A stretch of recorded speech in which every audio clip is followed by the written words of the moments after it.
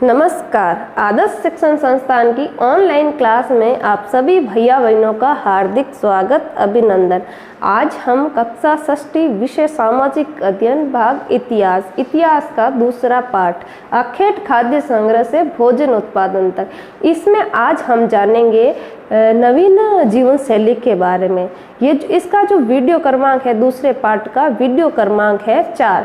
इस वीडियो क्रमांक में आज हम जानते हैं एक नवीन जीवन शैली के बारे में। जैसा कि बच्चों, हम किसी बीज को अगर बोते हैं तो उसको विकसित होने में कुछ वक्त लगता है, यानी कि कुछ दिन, महीने या फिर कुछ साल भी लग सकते हैं। इसीलिए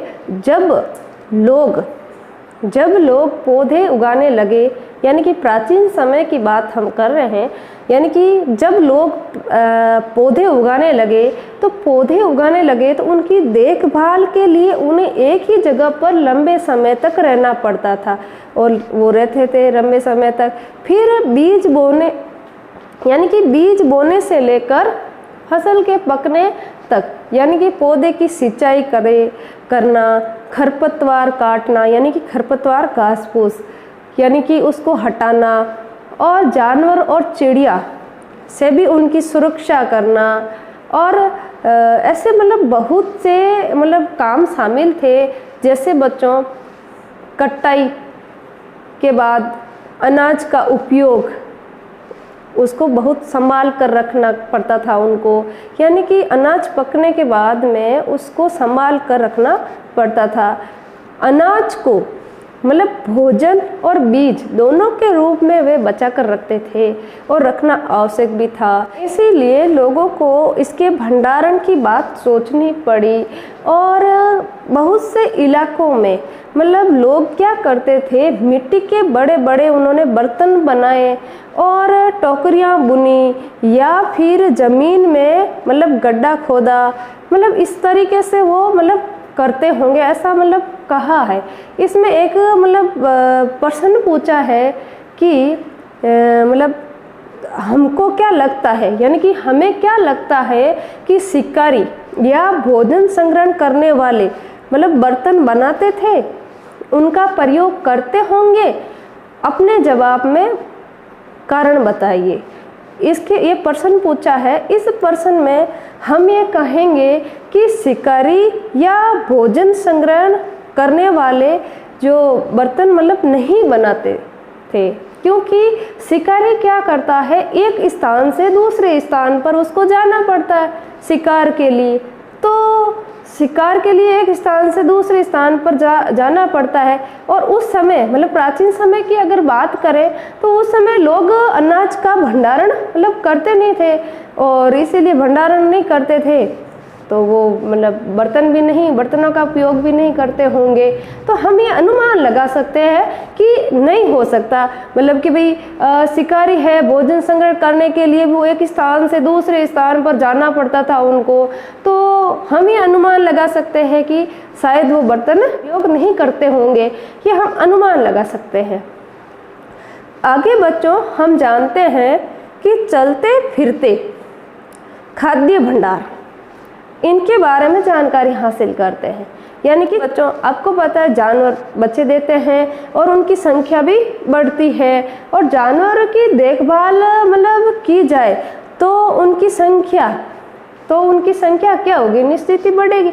और साथ में वो दूध भी देते हैं, और दूध देते हैं तो ये भोजन का एक अच्छा स्रोत है, दूध भोजन का अच्छा स्रोत है। और यही नहीं, जानवरों से मांस भी प्राप्त होता है। तो इस तरीके से हम कह सकते हैं कि पशुपालन भोजन के भंडारण का एक क्या है, तरीका है। तो बच्चों, अगला इसमें भी एक प्रश्न पूछा है बच्चों कि भोजन के अतिरिक्त जानवरों से हमें क्या क्या मिल सकता है। तो बच्चों, भोजन के अतिरिक्त हमें जानवरों से बच्चों, जैसे ये उनकी खाल से चमड़ा बनाते हैं, चमड़ा मिलता है, जानवरों की खाल से चमड़ा मिलता है, जानवरों की हड्डियों से प्राचीन समय में औजार बनाए जाते थे, और जानवर सामान ढोने के लिए एक स्थान से दूसरे स्थान पर सामान ढोने के लिए गाड़ी के रूप में उनका उपयोग करते थे। मतलब ये भी काम है। तो ये मतलब उनका हमें क्या मिल सकता था, मतलब हम ये कार्य उन जानवरों के आधार पर कर सकते थे। अगला ये प्रश्न पूछा है, आज जानवरों का उपयोग किस लिए होता है? तो आज भी जानवरों का उपयोग दूध, मतलब जानवरों से हम दूध प्राप्त करते हैं, जानवरों से हम मांस प्राप्त करते हैं, जानवर सामान ढोने के लिए भी काम आते हैं, तो जानवरों से चमड़ा भी, उनकी खाल से चमड़ा भी बनाया जाता है। तो इस तरीके से हमको ये जानकारी प्राप्त हुई। अगला बच्चों कह रहे हैं, आओ आरंभिक कृषक और पशुपालकों के बारे में हम पता करते हैं। तो बच्चों जैसे कि हमने मानचित्र देखा था, मानचित्र 2 पृष्ठ संख्या 13 पर जो मानचित्र देखा था, उस मानचित्र को हम पुनः देखते हैं। इसमें जो नीले रंग के वर्ग बने हुए हैं, वो वर्ग ये दिखाना चाहता है कि मतलब उस प्रत्येक बिंदु यानी कि जो जगह दर्शा रहा है। जैसे कि मैं बताती हूँ बच्चों, जैसे मेहरगढ़ ये पाकिस्तान में आ रखा है, मेहरगढ़ है, बुर्ज होम है, बुर्ज होम ये कश्मीर में आपको दिखता होगा ऊपर, और चिराद है, और इधर बिहार की साइड में ये चिराद, महागढ़ा है, कोली हवा है, ये महागढ़ा और कोली हवा ये मध्य भारत में है, और दो जली हैंडिंग है, ये पूरी भारत में है। और इस तरीके से बच्चों ये जो नीले रंग के जो हमें वर्ग दिखाई देते हैं, ये वर्ग प्रत्येक उस बिंदु को मतलब दर्शाता है जहाँ पुरातत्वविदों को शुरुआती कृषक और पशुपालक के होने के मतलब हमको साक्ष्य मिले हैं, और ये साक्ष्य मिले, यही जो पुरातत्व स्थल है वो हमको ये बात बताते हैं कि यहाँ कृषक जो और पशुपालक के होने के हमें साक्ष्य मिले हैं। ये पूरे उपमहाद्वीप में पाए जाते हैं। इनमें सबसे महत्वपूर्ण पश्चिमोत्तर क्षेत्र में जो आधुनिक पश्चिमोत्तर क्षेत्र में और आधुनिक कश्मीर में और पूर्वी और दक्षिणी भारत में जो पाए जाते हैं, मैंने आपको अलग अलग बताए हैं ये स्थल। तो ये यहाँ पर जो लोग रहते थे वो महत्वपूर्ण मतलब माने गए।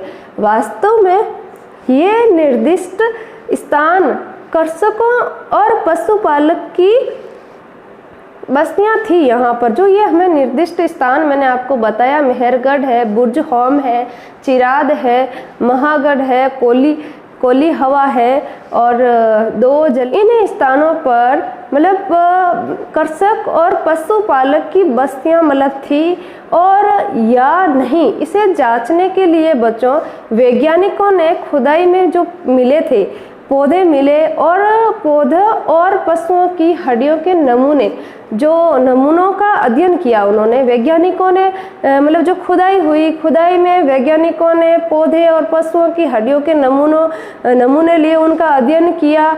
और इनमें से सबसे मतलब रोचक बात तो ये थी कि वहाँ जले हुए अनाज के दाने के अवशेष मिले, ये सबसे रोचक बात थी।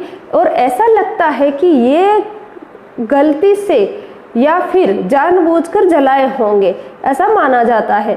तो वैज्ञानिक इन अनाजों के दानों की पहचान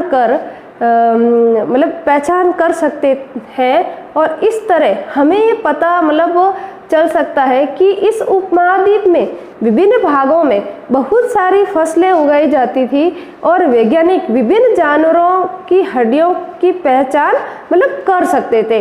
वैज्ञानिक जो है विभिन्न जानवरों की हड्डियों की पहचान कर सकते थे। तो धन्यवाद बच्चों। वीडियो में हम स्थायी जीवन के बारे में जानेंगे।